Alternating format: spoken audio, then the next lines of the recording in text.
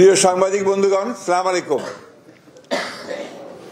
আমি আপনাদের এখন যে বার্তা দেব, এই বার্তা শুধু আপনাদের জন্য নয়, সারা দেশের মানুষের জন্যই একটা স্বস্তির বার্তা নিয়ে আসবে। আমি আপনাদের অত্যন্ত আনন্দের সঙ্গে জানাচ্ছি যে আমাদের দলের ভারপ্রাপ্ত চেয়ারম্যান, আমাদের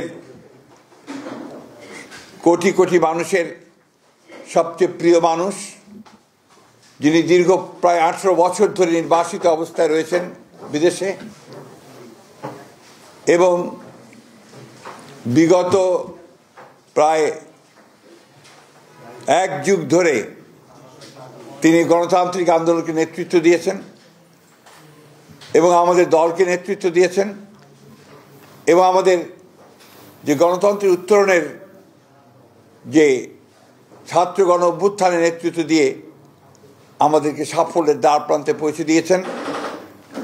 আমাদের সেই সংগ্রামী নেতা, এই দেশের গণমানুষের অত্যন্ত প্রিয় মানুষ জনাব তারেক রহমান, আমাদের দলের ভারপ্রাপ্ত চেয়ারম্যান, তিনি আগামী 25শে ডিসেম্বর, আমি আবার রিপিট করছি যে আগামী 25শে ডিসেম্বর তিনি ঢাকার মাটিতে আমাদের মাঝে এসে পৌঁছবেন।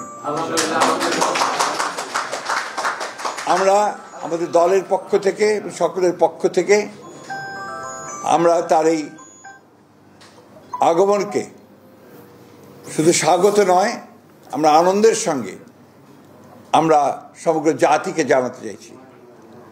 এবং আজকে গণতন্ত্র উত্তরণের পথে যে সমস্ত বাধাগুলো সৃষ্টি হয়েছিল, আমরা মনে করি যে আমাদের ভারপ্রাপ্ত চেয়ারম্যান তারেক রহমান সাহেব দেশে এসে পৌঁছলে সেই সমস্ত বাধা দূর হয়ে যাবে। কারণ আপনারা জানেন যে একটা বৈঠক লন্ডনে যেটা আপনার সংগঠিত হয়েছিল, আমাদের ভারপ্রাপ্ত চেয়ারম্যান এবং বর্তমান যে প্রধান উপদেষ্টা, লন্ডনে যে সভাটি হয়েছিল, সেই সভায় সিদ্ধান্ত হয়েছিল যে ফেব্রুয়ারির মাসের মধ্যবর্তী সময় নির্বাচন অনুষ্ঠিত হবে। ফলে আমাদের নির্বাচন সম্পর্কে যতটুকু আপনার একটা শঙ্কা ছিল সেটা চলে গিয়েছিল। এবং গতকাল নির্বাচনের তফসিল ঘোষণার মধ্য দিয়ে নির্বাচনের যে রেল চলতে শুরু করেছে, যে সারা দেশের মানুষের মধ্যে যে একটা আশা প্রত্যাশা সৃষ্টি হয়েছে, সেটা বাস্তবায়িত হতে চলেছে। আমরা আবারও আপনাদের জানাতে চাই যে এই বিষয়টা আপনারা যথাযথ আপনার মূল্য দিয়ে আপনারা জাতির সামনে তুলে ধরবেন, এবং একই সঙ্গে আমাদের ভারপ্রাপ্ত চেয়ারম্যানের আগমন যেন অত্যন্ত সুন্দর সুষ্ঠুভাবে হতে পারে সেই বিষয়ে আপনারা আমাদেরকে সহযোগিতা করবেন। আপনাদের সকলকে ধন্যবাদ।